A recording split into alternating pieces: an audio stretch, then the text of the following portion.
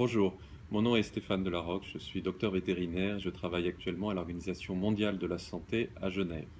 En fait, je suis de formation universitaire, j'ai travaillé pendant des années dans le domaine de la recherche sur les maladies vectorielles, notamment les maladies zoonotiques. J'ai travaillé longtemps pour la FAO à Rome, également pour l'OIE, et actuellement je suis donc à Genève pour faciliter le travail des vétérinaires au sein de l'OMS. Alors, nous avons à l'OMS établi une petite unité sur One Health dans le contexte de la mise en œuvre du règlement sanitaire international, et je reviendrai un tout petit peu là-dessus dans quelques instants.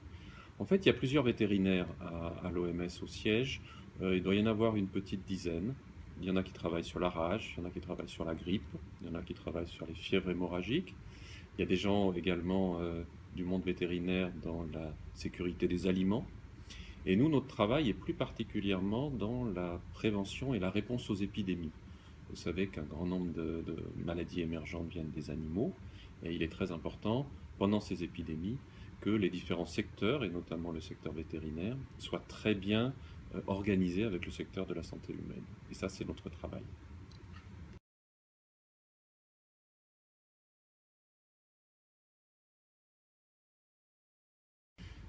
Donc, dans mon passé professionnel, j'ai eu à intervenir sur un certain nombre d'épidémies de maladies zoonotiques, notamment la fièvre de la vallée du Rift, qui, comme vous le savez, est une zoonose majeure.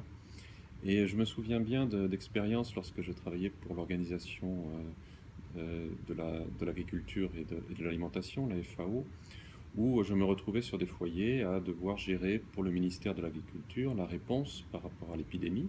Et j'avais mes collègues de l'OMS à côté qui faisaient la même chose pour la santé.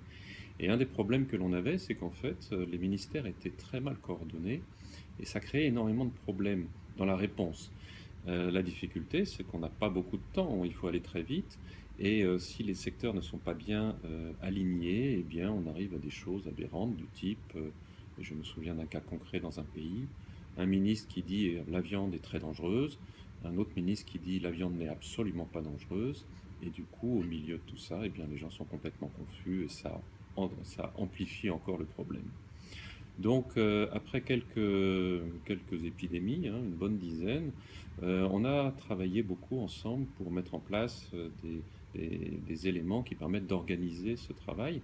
Et une chose importante, c'est que ces éléments-là ne doivent pas être faits au moment de l'urgence, il faut le travailler en avance. Et d'où l'idée d'aller travailler beaucoup plus en amont sur la préparation, sur la coordination entre les différents secteurs, secteur santé animale, secteur santé humaine, et éventuellement l'environnement lorsque par exemple eh bien, des moustiques sont impliqués ou que l'on a d'autres composantes qui sont plus liées à des facteurs anthropologiques ou des problèmes de communication. Donc tout ce travail-là doit être fait très en amont. Et eh bien, il faut faire intervenir à ce moment-là les organisations internationales qui peuvent nous aider à organiser ce travail.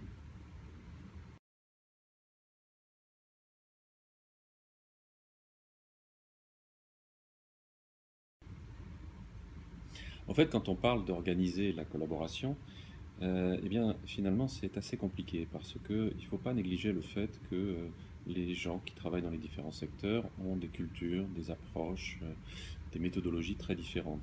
Même les mots qui sont utilisés sont parfois très différents. Donc c'est extrêmement important de bien respecter les mandats et le rôle de chacun, et puis d'arriver à créer ce lien entre les différentes cultures, les différents types de manières de travailler, etc. Dans le contexte de la lutte contre les épidémies, il y a quelque chose qui est très important, qui est le règlement sanitaire international.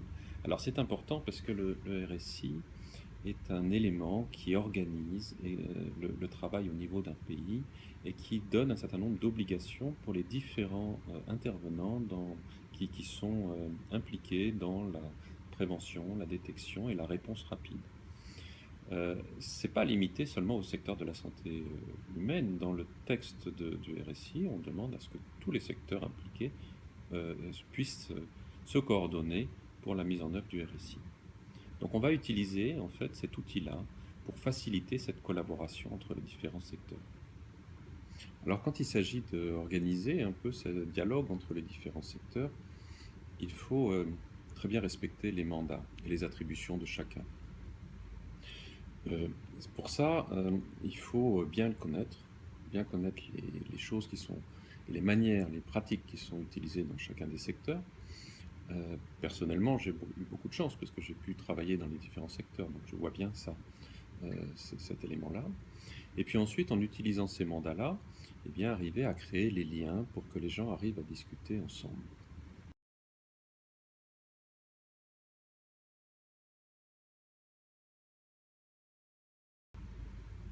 Il faut aussi que cette collaboration se repose sur l'utilisation des outils et des protocoles ou des procédures qui sont utilisés dans chacun des secteurs. Et donc ça veut dire qu'il y a tout un travail en amont pour bien découvrir, connaître tous ces processus. Ça prend du temps, c'est parfois difficile parce que encore une fois, ça demande beaucoup de, de plasticité ou de facilité pour changer d'une manière de réfléchir à une autre. Mais au bilan, c'est indispensable parce que on ne peut pas entraîner les différents secteurs dans une bonne collaboration si on ne respecte pas leur manière de travailler, leur mandat, leurs procédures. Donc ce travail préparatoire a été très important pour nous, mais nous a permis en fait ensuite d'utiliser un certain nombre de matériels qui sont reconnus dans chacun des secteurs. Par exemple, dans le secteur de la santé animale, eh bien, les pays travaillent beaucoup avec les organisations internationales et notamment l'OIE qui leur offre des outils pour évaluer leurs capacités dans différents domaines, y compris la réponse aux épidémies. Donc on va utiliser ces rapports de l'OIE pour voir comment est-ce qu'ils peuvent renseigner la, la, le pays en matière de mise en œuvre du règlement sanitaire international. Côté santé humaine, eh bien, le RSI est très bien connu. Très bien connu. Le problème, c'est que quand je parle avec mes collègues vétérinaires du RSI, eh bien, ils n'en ont jamais entendu parler. Donc il va falloir aussi avoir tout ce travail d'explication, de mise d'informations sur ces processus qui sont mal connus et sur lequel, en fait, on va assez vite s'apercevoir que la contribution des services vétérinaires, par exemple, est très importante dans la mise en œuvre du RSI. Alors, une fois que ce travail de sensibilisation a été fait, eh bien, on va pouvoir commencer à mettre en œuvre ou développer des outils qui permettent de faire le lien entre les deux secteurs. Alors dans le cas présent, depuis les 2-3 dernières années, et en partenariat avec la FAO, avec l'OIE, nous avons développé un certain nombre d'outils, d'approches.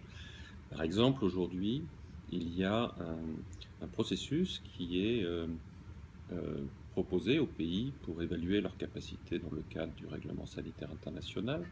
Ce sont des missions extérieures, des missions d'experts qui viennent dans le pays selon une procédure qu'on appelle le Joint External Evaluation. Donc les experts rentrent dans le pays et puis là, pendant quelques jours, une dizaine de jours, eh bien, vont revoir toutes les fonctions importantes pour le RSI. Et ce que nous avons fait, c'est développer un outil qui permet à ces experts de consulter un rapport du PVS, de l'OIE. On a un petit handbook qu'on a développé qui permet à l'expert d'immédiatement trouver les éléments dont il a besoin dans les évaluations qui ont été faites dans le service vétérinaire. Alors c'est très intéressant parce que cet outil en fait a deux impacts. Le premier, c'est que effectivement il permet aux experts de l'évaluation de bien capturer, attraper la contribution des services vétérinaires, ça c'est important. Mais en plus, on a un effet rétroactif ou retour qui est que du coup, les services vétérinaires se sentent respectés dans leur travail, puisqu'en fait, finalement, on utilise les outils qui sont les leurs. Et du coup, ils adoptent beaucoup plus facilement leur participation au RSI. Et je l'ai vu dans plusieurs pays où nous sommes allés, eh bien, dès lors qu'on ouvre un rapport PDS, eh bien, les services vétérinaires se disent « Ah, on nous respecte, ce sont des gens qui nous connaissent, et on va pouvoir travailler ensemble. » Donc ça, c'est très important. Alors, on peut aussi aller un petit peu plus loin et travailler plus sur la préparation, travailler un peu en amont. Pour ça, nous avons développé une méthodologie qui consiste à utiliser le RSI et le PVS comme des plateformes de travail. Nous allons dans les pays, nous rassemblons les deux ministères pendant 2 ou 3 jours. des participants à tous les niveaux, depuis le niveau provincial jusqu'au niveau central, des gens de différentes fonctions et différents grades. Et puis nous les entraînons dans des exercices où, en utilisant le RSI, le PBS, les différentes évaluations qui ont eu lieu, nous les faisons réfléchir sur les choses qui pourront être améliorées et qu'est-ce qui pourrait être inséré dans un plan pour améliorer ses capacités. Nous appelons ça le AHR PBS Bridging Workshop, bridging pour le pont, hein, le pont entre le AHR et le PBS. Ce sont des ateliers maintenant que nous mettons en œuvre dans les pays qui le demandent et qui généralement trouvent cela particulièrement intéressant parce que ça les aide à créer ce lien qu'ils ont du mal à faire tout seuls.